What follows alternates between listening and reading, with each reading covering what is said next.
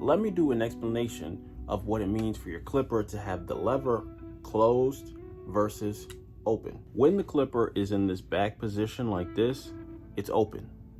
When it's in this forward position like this, it's closed. You can choose to either all the way close it or just, partially close it. The clipper that I have has several notches in the middle so that it clicks. This can be very helpful. But some clippers, they just smoothly glide, and that's still okay. You can just predict wherever you think the middle will be, and so on and so forth. So when the lever is all the way open, the clipper is gonna cut your hair at a higher length than versus it being closed. Let me give you a close-up of what happens when you close and open the lever. Now you can see the lever is closed.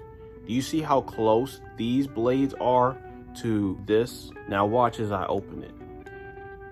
Do you see the distance getting further from these blades? To simplify it, basically your hair can only go as far as this allows. So if this is further from these blades that are actually cutting your hair, then your hair can only be cut but so low. When you close it, they get closer, cutting your hair lower than if the lever was open.